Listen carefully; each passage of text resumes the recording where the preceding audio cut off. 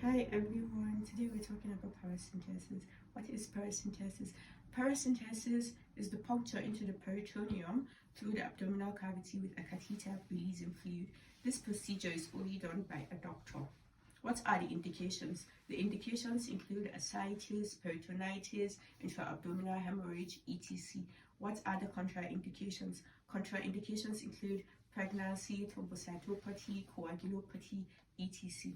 What should happen before the procedure? Before the procedure, you sit your patient down and walk him through the risks and complications and get the patient to sign an informed consent for the procedure. After that, the patient is taken into the procedure room and the patient lies in a supine position with the head slightly elevated. You do the procedure on the abdominal cavity in either of the two places.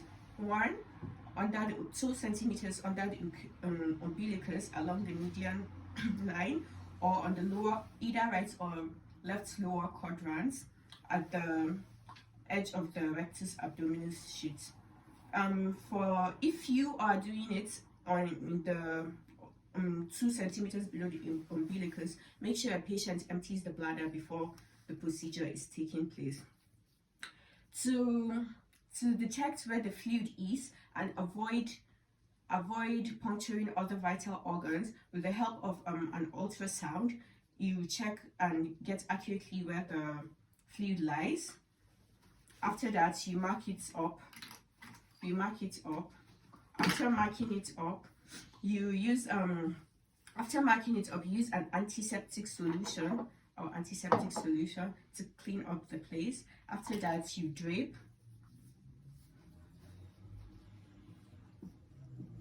After draping, you inject an anesthetic solution, for example lidocaine, to numb the place.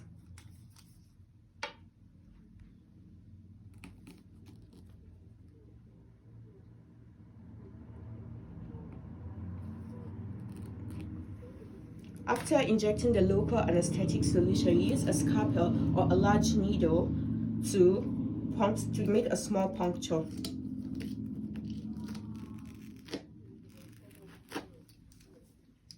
After the small puncture is made, you take your trocar or your paracentesis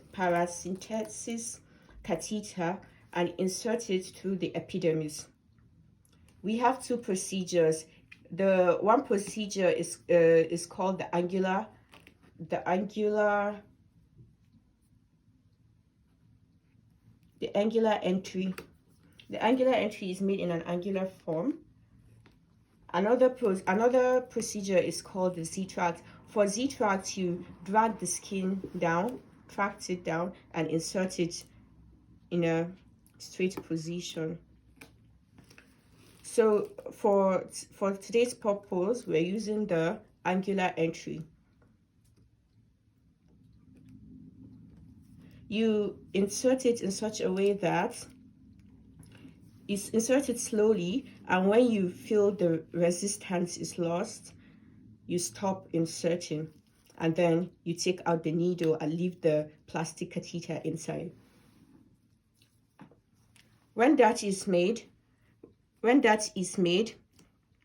you can get your either 2 types of fluids, either the therapeutic fluid or for diagnosis. For diagnosis, you get it in not in large quantities, like 30 to 60 milliliters. But for large doses, you need blood collecting bottles. You need collecting bottles to take in large quantities for therapeutic purposes. While doing this procedure, you make sure you check the blood pressure and heart rate. After you're done, you withdraw the plastic catheter. You clean up the place and apply dressing.